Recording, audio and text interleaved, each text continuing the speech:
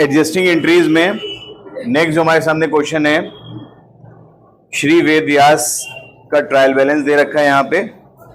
पहले सबसे पहले आपको क्या कर लेना है कि जो भी आइटम्स हैं, सबसे बढ़िया तरीका एडजस्टिंग एंट्रीज करने का ये है, क्योंकि होता क्या है नॉर्मली कई गलतियां होती हैं जो कि बच्चों को, या कई प्रॉब्लम होती हैं जो बच्चों को फेस होती हैं जब वो क्वेश्चन लगाने बैठते हैं। तब सबसे पहली गलती ये होती है कि सबसे बड़ी बैलेंस शीट मैच नहीं करती। ये सबसे बड़ा एक दुख है कॉमर्स के स्टूडेंट के लिए, बैलेंस शीट मैच ही नहीं करती। ठीक है, तो प्रॉब्लम उसकी मतलब बैलेंस शीट मैच क्यों नहीं कर रही है, उसकी बहुत सारी वजहें होती हैं, उसको शुरुआत से समझना है। ठीक है ना, तो शुरू से हमें शुरू करना है सारी चीजें।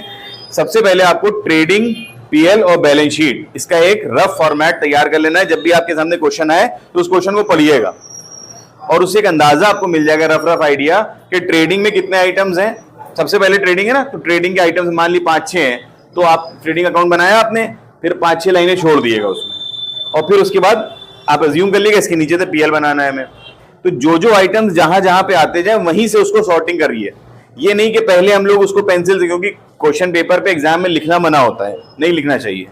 ठीक है, कभी कभी उसको कई लोग एज ए यूएफएम भी कंसिडर कर लेते हैं, मतलब आपको अनफेयर मीन्स के तहत आपको पकड़ा भी जा सकता है कि चीटिंग कर रहे थे आप, या दोस्त को बता रहे थे। इसलिए उसको साथ साथ सॉर्टिंग करना है। कैसे करना है ध्यान से देखिएगा।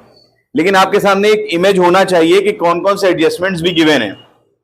मान लो अगर किसी चीज का एडजस्टमेंट गिवन है तो एक आध लाइन छोड़ दी। जैसे इससे पहले वाले चैप्टर में जब हमने जो इससे पहले वाला क्वेश्चन कराया था तो उसमें हमने एक आध लाइन छुड़वा दी थी, जहां जहां एडजस्टमेंट से वहां वहां लाइन छुड़वा दी थी, एडजस्टमेंट बाद में किए थे हमने। ऐसे ही हम लोग अभी भी करेंगे, देखिएगा ध्यान से। परचेज और सेल, दो क्वेश्चन दे रखे हैं, एक अमाउंट डेबिट में, एक अमाउंट क्रेडिट में। तो परचेज वाला जो अमाउंट है उसको हम लोग ट्रेडिंग में 2 में लिखना है, 2 परचेज करके, और सेल हमें आप लोगों के सामने सॉल्यूशन है। ठीक है, तो देखते रहिएगा। सेल हमने कहां लिख दी, ट्रेडिंग के बाय में, लाइन छोड़ दी थी, पर लिखते चल रहे हैं साथ साथ, कुछ उसमें नया नहीं कर रहे हैं। अब क्योंकि इसमें रिटर्न्स भी गिवन है इसलिए आपने अभी जो टोटल है उसको बाहर नहीं लिखा, सब टोटल करके अंदर ही लिखेंगे। परचेज में से परचेज रिटर्न माइनस करेंगे। परचेज रिटर्न कौन सी है, 2 तरह की रिटर्न दे रखी है, एक क्रेडिट है और एक डेबिट है। तो परचेज जब डेबिट है तो उसका रिटर्न कहां आएगा, क्रेडिट। अगर सेल क्रेडिट है तो उसका रिटर्न कहां आएगा, डेबिट ऑब्वियसली। तो आपने माइनस करके फिर बाहर लिखा अमाउंट। परचेज में 2,66,000 और सेल्स में 5,05,000। नेक्स्ट हम लोग बात कर रहे थे कैरेज। कैरेज यहाँ पे कुछ भी गिवन नहीं, आउटवर्ड है कि इनवर्ड है। आउटवर्ड आता है पीएल में, इनवर्ड आता है ट्रेडिंग में, लेकिन यहाँ कुछ भी गिवन नहीं तो हम उसको ट्रेडिंग का अज्यूम कर लेंगे। वेजेस एंड सैलरी भी ट्रेडिंग का पार्ट है। अगर सैलरी एंड वेजेस होता तो कहां होता, पीएल में।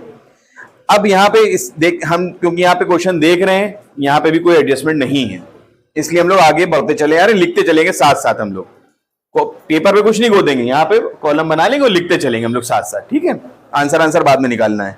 ट्रेड एक्सपेंसेस पीएल वाले में आपको लिखना है, पीएल में। हाँ, 2 साइड में आएगा। रेंट आपका कुछ नहीं गिवन है तो इसको माना जाएगा कि आप पे कर रहे हैं। पीएल के कहां लिख देंगे हम लोग, 2 साइड में लिख देंगे। लेकिन यहाँ रेंट अगर कुछ नहीं दे रखा है तो उसको डेबिट मानेंगे। लेकिन यहाँ पे रेंट क्योंकि क्रेडिट साइड दे रखा है इसलिए वो रेंट रिसीव हो गया, तो ये पीएल के क्रेडिट में लिख दिया जाएगा। Is it clear? इंश्योरेंस इसी तरीके से हम लोग कहां लिखेंगे, पीएल के 2 में। ऑडिट फीस पीएल के 2 में। डेटर्स और क्रेडिटर्स, डेटर्स लिखेंगे बैलेंस शीट के एसेट साइड, कोई एडजस्टमेंट नहीं, सीधे सीधे लिख देंगे। क्रेडिटर्स बैलेंस शीट की लायबिलिटी साइड, कोई एडजस्टमेंट नहीं है, सीधे सीधे लिख देंगे। बिल रिसीवेबल और बिल्स पेबल, बिल रिसीवेबल आएगा असेट में, बिल्स पेबल आएगा आपका लायबिलिटी में। फिर उसके बाद प्रिंटिंग एंड एडवर्टाइजिंग पीएल के डेबिट का आइटम है। कमीशन क्रेडिट है तो पीएल का कहां जाएगा, क्रेडिट में। क्योंकि एडजस्टमेंट है इसलिए अमाउंट अंदर ही लिखेंगे और एक लाइन छोड़ देंगे। कमीशन लिखा, एक लाइन छोड़ दिया आपने। ठीक है, उसके बाद आगे लिखिएगा क्या लिखना है। उसके बाद ओपनिंग स्टॉक है तो ट्रेडिंग के 2 में सबसे पहले लिखा जाएगा, ये ध्यान रखना, ओपनिंग स्टॉक सबसे पहले लिखा जाता है। Cash in hand, cash at bank balance sheet की एसेट साइड में। बैंक लोन बैलेंस शीट की लायबिलिटी साइड में। इंटरेस्ट ऑन लोन, खर्चा है, देना है हमें इंटरेस्ट, कहां जाएगा, पीएल के 2 में। लेकिन क्योंकि एडजस्टमेंट है तो एक लाइन छोड़ दी जाएगी उसके नीचे की, और अमाउंट अंदर ही लिखेंगे अभी। कैपिटल में ऑब्वियसली हमेशा एडजस्टमेंट होते हैं, कैपिटल आता है बैलेंस शीट की लायबिलिटी साइड। लायबिलिटी साइड में कैपिटल को लिख देंगे और लाइंस हम 2-3 लाइनें छोड़ देंगे इसमें क्योंकि एडजस्टमेंट्स हैं। ड्रॉइंग्स उसी कैपिटल से माइनस कर दी जाती है, बैलेंस शीट की लायबिलिटी साइड कैपिटल से माइनस होगी। फिक्स असेट्स बैलेंस शीट के एसेट साइड हम लोग लिख देंगे। अब हमने पूरी बैलेंस शीट, ये पूरे ट्रायल बैलेंस की क्या कर ली, सॉर्टिंग कर ली। अब हमें ये पता चल गया कौन सी चीज कहां आनी, कौन सी चीज कहां नहीं आनी। अब इसके बाद एडजस्टमेंट की तरफ हम लोग मूव ऑन करते हैं। सबसे पहला एडजस्टमेंट है क्लोजिंग स्टॉक का। क्लोजिंग स्टॉक के बारे में हम लोग बात कर चुके हैं कि क्लोजिंग स्टॉक अगर नीचे एडजस्टमेंट में है तो कहां कहां जाएगा, ट्रेडिंग के बाय में और बैलेंस शीट के एसेट में। दो अमाउंट है अगर तो मिनिमम वाला अमाउंट हम लोग लिखेंगे। तो यहां पे देखिए क्लोजिंग स्टॉक का एडजस्टमेंट हो गया, कोई दिक्कत यहां तक। देन डेप्रिसिएशन भी हम लोग बात कर चुके हैं पिछले लेक्चर में कि डेप्रिसिएशन क्योंकि एक लॉस होता है तो पीएल के 2 में आ जाएगा। जो फिक्स एसेट्स क्वेश्चन में दे रखे हैं आपके कितने के, 3 लाख के, 3 लाख का 10% मतलब 30,000 रुपीज पीएल के 2 में लिख देंगे और बैलेंस शीट में जहां पे फिक्स एसेट लिखा है उसमें डेप्रिसिएशन 30,000 रुपए माइनस करके बाहर लिखेंगे 2,70,000। Is it clear? Next come the commission earned but not receive, this is a new thing, ये एक नया एडजस्टमेंट है, इसके बारे में हम लोग अलग से बात कर लेते हैं। मोबाइल का ध्यान रखना गिरे नहीं वाला mobile. Commission earned but not received. देखिए हम लोगों ने कल बात की थी आउटस्टैंडिंग की, एक बात हम लोगों ने की थी आउटस्टैंडिंग एक्सपेंस। ध्यान से देखिएगा इसमें और इसमें क्या रिलेशन, बहुत इंपॉर्टेंट चीज है, इसको रिलेशन बना के चलिएगा। एक वर्ड है आज हमने जो इस्तेमाल किया वो commission earned but not received. हमने दूसरा कहा इससे किससे रिलेटेड है, आउटस्टैंडिंग एक्सपेंस से। किस तरह रिलेटेड, इसको ध्यान से देखना है। हम मिसाल के तौर पे एक जगह गए और हमने कोई मान लो फॉर एग्जांपल एक हमने कार बिकवाई, उस पे हमें कमीशन मिल रहा है कितने रुपए का, 1 लाख रुपए का मिसाल के तौर पे। अब हमने कार बिकवा दी, now I am suppose to receive 1 lakh rupees as my commission, लेकिन बेचने वाले ने कहा भाई 5 दिन बाद ले लिएगा। Means I have earned the commission but in fact I have not received that amount in present. कमा तो लिया है, मेरा हो गया 1 लाख, हम ये कह सकते हैं कि मेरे पास 1 लाख रुपए हैं, लेकिन असलियत में अभी रिसीव नहीं हुए। तो ये कमीशन जो हमने कमा लिया है लेकिन हमें रिसीव नहीं हुआ है, ये मेरे लिए क्या हो गई है, इनकम। इसको कहते हैं अक्रूड इनकम, ठीक। और ये उस बेकार जिसकी कार बेची उसके लिए क्या हुआ, यही कमीशन 1 लाख का आउटस्टैंडिंग एक्सपेंस, मतलब उसका खर्चा उसके ऊपर लायबिलिटी बन गया कि उसको ये 1 लाख रुपए अली मेहंदी नकवी को देना है 3-4 दिन के बाद। तो जो आउटस्टैंडिंग खर्चा होता है देने वाले के लिए, वो उस खर्चे को रिसीव करने वाले के लिए क्या होती है, इनकम। लेकिन कौन सी इनकम, कि वो इनकम अर्न तो कर ली गई है लेकिन वो रिसीव नहीं हुई है। तो इसका हम कैसे एडजस्टमेंट करेंगे, ऑब्वियसली अगर पीएल का आइटम है, पीएल अकाउंट में हम लोग बना रहे हैं, तो यहां लिखेंगे by commission add accrued commission, मतलब कि वो इनकम इसमें जोड़ दी गई। और बैलेंस शीट में असेट साइड में हम लोग क्या दिखा देंगे, accrued commission. Clear? Balance sheet में कहां आ जाएगी ये, असेट साइड। मैं फिर से रिपीट कर रहा हूं, अक्रूड कमीशन क्या है, वो कि जो हमने कमा लिया, हमने उसके लिए काम कर लिया, I work for that but I have not received in actual, हमने वो अभी पैसा अपने हाथ में रिसीव नहीं किया। इसका मतलब ये करंट प्रेजेंट साल की हमारी कमाई तो हो गई ना, भले नहीं मिली लेकिन मिलेगी ना। तो क्योंकि अकाउंट्स का जो कंसेप्ट है वो इसके ऊपर वर्क करता है कि हम कल पैसे दे भी सकते हैं, कल आपसे पैसे ले भी सकते हैं। हर चीज नगद नहीं होती, उधार भी कुछ चीजें होती हैं। तो क्योंकि हमारी अपनी करंट इनकम है, इसलिए उस इनकम में कंसर्न इनकम में छोड़ देंगे हम लोग पीएल अकाउंट में, और बैलेंस शीट में क्योंकि वो असेट है, हमने कल ही बताया था फ्यूचर में जो इनकम मिलती है वो क्या हो जाती है, असेट। तो ये फ्यूचर इनकम को हम कहां लिख देंगे, बैलेंस शीट के asset side. Is it okay? ठीक है। नेक्स्ट हम लोग आगे बढ़ते हैं। तो यहाँ पे commission earn but not receive जो अमाउंट था 400 रुपए का, तो कंसर्न जो अक्रूड कमीशन है, कमीशन था 1000 रुपए का, 400 रुपए जोड़ के 1400 रुपए बाहर लिख दिए। और यही 400 रुपए, खाली 400, 14 नहीं, 400 रुपए कहां लिख देंगे, बैलेंस शीट के असेट साइड। देन इसी इनकम से कंसर्न एक और चीज आती है, जो यहां पे दे रखा है रेंट रिसीव्ड इन एडवांस। हमें पहले ही पैसे मिल गए,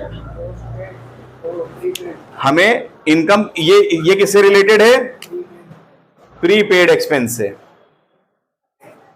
प्रीपेड एक्सपेंस क्या होते थे, जो हमने अगले महीने के पैसे पहले दे दिए थे, वो जिसको मिले। हमने कल एग्जांपल दिया था कि हमने किराया 2 महीने का एडवांस दे दिया, तो जो लैंडलॉर्ड है जिसको वो किराया 2 महीने का एडवांस मिला, मेरे लिए तो खर्चा था वो किराया जो हमने दिया, लेकिन उसके लिए क्या है, ये इनकम। लेकिन क्या ये करंट इनकम है, करंट इनकम है नहीं है, तो हम इसका एडजस्टमेंट देखें तो हम लोग कहां लिखेंगे, पीएल में जहां पे भी हमने रेंट लिखा है, बाय रेंट करके कितना है बेटा, क्वेश्चन में रेंट कितना है 13,000, उसमें हम लोग क्या करेंगे, 1,000 रुपए का एडवांस है तो माइनस करके बाहर लिखेंगे कितना 12,000, और बैलेंस शीट में क्योंकि इसके लिए हमें अभी काम करना है तो कहां लिखेंगे हम लोग, लायबिलिटी साइड में लिखेंगे एडवांस, शॉर्ट में लिख रहा हूं यहां पे रेंट। क्लियर हो गया यहां तक बात। जो किराया हमने दिया था अपने लैंडलॉर्ड को अगले 2 महीने का एडवांस, वो मेरे लिए क्या था, खर्चा था, लेकिन करंट ईयर का खर्चा नहीं था। तो वही इनकम जब लैंडलॉर्ड को रिसीव हुई in the form of rent, तो रेंट जो उसको रिसीव हो रहा है अभी नॉर्मली 13,000, जिसमें से 1,000 रुपए जो अगले महीने के उसको रिसीव हो गया लैंडलॉर्ड को, वो करंट इनकम उसकी नहीं है, अगले महीने की है। तो वो इनकम हम क्या करेंगे, माइनस कर देंगे। और क्योंकि 1,000 रुपए अब रिसीव कर ही लिए लैंडलॉर्ड ने, तो अब उसकी लायबिलिटी है कि 1 महीने तक उस टेनेंट को लैंडलॉर्ड अपने क्या रखेगा, तो उसकी क्या बन गई है, लायबिलिटी। Is it clear. तो ये 2 तरह के इनकम के एडजस्टमेंट्स थे हमारे सामने। हाँ बताओ। हाँ, एडजस्टमेंट हमेशा 2 जगह आएंगे, ठीक है। और कोई डाउट किसी का। अब थोड़ा सा ट्रिकी एक एडजस्टमेंट है आपके क्वेश्चन में, interest on bank loan at 15% is unpaid for the last 6 month. Normally कोई एडजस्टमेंट नहीं है ये, भाई इंटरेस्ट है लिख दो इंटरेस्ट, क्वेश्चन में तो इंटरेस्ट भी गिवन था ना। बैंक लोन कितने का था, 20,000 का था, और क्वेश्चन में इंटरेस्ट कितने का दे रखा है, 1,500 रुपए का दे रखा है, तो इंटरेस्ट भी दे रखा है, लोन भी दे रखा है। लेकिन वो कह रहे हैं कि इतना लोन कितने का है, देखो ध्यान से, लोन कितने का है, 20,000 रुपए का लोन है, इसका इंटरेस्ट कितना है, कितना हुआ 3,000 रुपए। हम क्वेश्चन में कितना दिखा रहे हैं, 1,500 रुपए। That means the interest that we were suppose to pay was 3,000। हमें 3,000 देना चाहिए था interest, but we are only paying 1,500। Trading जो आपका ट्रायल बैलेंस है, ये क्या शो करता है, that what you have done so far, आपने अभी तक कितना काम किया है, जो भी आपने किया वो ट्रायल बैलेंस में दिखेगा। ट्रायल बैलेंस के हिसाब से इंटरेस्ट ऑन लोन कितना है, 1,500, मतलब तुम 1,500 रुपए दे चुके हो। क्वेश्चन का एडजस्टमेंट कह रहा है 15% के हिसाब से इंटरेस्ट देना है लोन पे, जो कि हुआ 3,000 हुआ था, 1,500 दे दिए, अब कितने बचे और 1,500 और देना है ना। ये इसका एडजस्टमेंट कैसे करेंगे, पीएल अकाउंट में जहां पे इंटरेस्ट दिखाया है टू इंटरेस्ट ऑन लोन करके ऐड कर देंगे आउटस्टैंडिंग इंटरेस्ट। ये भी एक तरह का आउटस्टैंडिंग है। कितना हो गया, 1,500 था पहले, 1,500 अभी हो गया, बाहर लिख देंगे कितना 3,000, और बैलेंस शीट में कितना लिखेंगे हम लोग, आउटस्टैंडिंग इंटरेस्ट करके सिर्फ 1,500 रुपए। इज इट क्लियर और नॉट, आ गया समझ में। चलिए नेक्स्ट, इसके बाद आता है क्या नहीं है बताओ। देखो लोन था 20,000 रुपए का, उसका 15% का हमने इंटरेस्ट निकाला तो हुआ 3,000।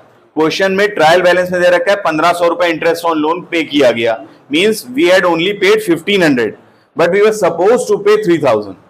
That means now we have to pay, we are under the obligation to pay 1,500 in the form of interest on loan. So interest जो कि 1,500 दे चुके थे, उसमें वो 1,500 रुपए और जोड़ के दे देंगे। और क्योंकि हमारी अब जिम्मेदारी है, हमारी लायबिलिटी है, we are under the obligation to pay 1,500, तो ये हम लायबिलिटी साइड में इसको आउटस्टैंडिंग करके लिख देंगे। Is it clear? आया सुझाया नहीं आया। Next, interest on capital. पहले भी कई बार बता चुके हैं, कैपिटल वो चीज है कि जो कंपनी के लिए, किसी बिजनेस के लिए एक लायबिलिटी है, ठीक है, तो उसका इंटरेस्ट पे किया जाता है। इंटरेस्ट किसको पे किया जाता है, कंपनी उसके अपने मेंबर्स को, या फर्म अपने पार्टनर्स को पे करती है इंटरेस्ट। तो इंटरेस्ट ऑन कैपिटल क्या हो गया, एक खर्चा हो गया, फर्म का क्या हो गया, खर्चा हो गया। सिंपल सा करना है, हमें देखना है जब भी इंटरेस्ट ऑन कैपिटल दे रखा हो, उसको यहां से मिटा रहे हैं।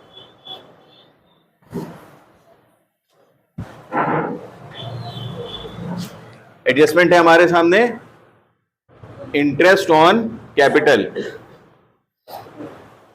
कैपिटल क्या है, हमारी लायबिलिटी, उसका इंटरेस्ट देना क्या हो गया, खर्चा। अब हम यहां पे क्या देखते हैं, ऐसे में कैपिटल देखते हैं। हमारी कैपिटल कितनी क्वेश्चन में दे रखी है, 2,50,000। उस पे इंटरेस्ट देना है कितने परसेंट? 8%, 8%। तो इस 2,50,000 का 8% कितना हुआ बेटा? 20,000। Means the company is now under the obligation to pay this much amount of 20,000 rupees. तो हम लोग क्या करेंगे, पीएल के 2 में लिखेंगे to interest on capital, short में लिख रहा हूं मैं ना, ध्यान रखिएगा। टू इंटरेस्ट ऑन कैपिटल कितना हो गया? 20,000। ये कहां लिखेंगे हम लोग? पीएल के 2 में। और बैलेंस शीट में जहां पे कैपिटल दे रखी होगी उसी कैपिटल में हम लोग इसी इंटरेस्ट ऑन कैपिटल को क्या करेंगे? ऐड ऑन कर देंगे, इंटरेस्ट ऑन कैपिटल। क्वेश्चन में कैपिटल कितनी दे रखी है? 2,50,000 रुपए कैपिटल हो गई, इसमें 20,000 रुपए का इंटरेस्ट हम लोग क्या करेंगे? जोड़ देंगे। Is it clear? इसी के साथ साथ एक और एडजस्टमेंट आएगा हमारे सामने, interest on drawings. Interest on drawings, drawing क्या होती है? जो प्रोपराइटर अपने पर्सनल यूज के लिए पैसा बिजनेस से निकालता है अपने पर्सनल यूज के लिए, वो कहलाता है ड्राइंग। तो उसका इंटरेस्ट फर्म रिसीव कर रही होती है, तो ये क्या होती है? As a sort of income. तो हम लोग कहां लिखते हैं इसको? पीएल अकाउंट के बाय साइड में लिखते हैं, क्योंकि इनकम है ना। बाय इंटरेस्ट ऑन ड्राइंग्स कैसे निकलती है? क्वेश्चन में ड्राइंग ऑलरेडी गिवन होती है हमारे सामने, या तो यहां पे परसेंटेज निकालेंगे जैसे यहां निकाली थी, यहां क्वेश्चन में गिवन है, तो 900 रुपए सिंपली हम लोग कहां लिख देंगे? यहां पे। और इसका एडजस्टमेंट जो बैलेंस शीट में होगा वो यहीं पे दिखाते हैं हम तुम लोगों को ऊपर ही, क्योंकि इसी का एडजस्टमेंट है। कैपिटल में इंटरेस्ट ऑन कैपिटल जोड़ दिया और माइनस किया हमने सबसे पहले ड्रॉइंग, 15,000 ब्रैकेट में कर दिया, और इंटरेस्ट ऑन ड्रॉइंग्स कितना हो गया? 900। इनको जोड़ और घटा के हम लोग भी बाहर लिखेंगे, कितना आएगा? 3 लाख। और इसके अंदर प्रॉफिट भी जोड़ते हैं कैपिटल में, जो क्वेश्चन में नेट प्रॉफिट आएगा। क्वेश्चन में नेट प्रॉफिट कितना आ रहा है? 1,42,000। बाहर कितना लिखेंगे हम लोग? 3,96,500। Is it clear? कोई दिक्कत? यहां तक के एडजस्टमेंट्स क्लियर हो जाना चाहिए। अगर कोई डाउट आता है तो अभी पूछ लो, ठीक है? फटाफट।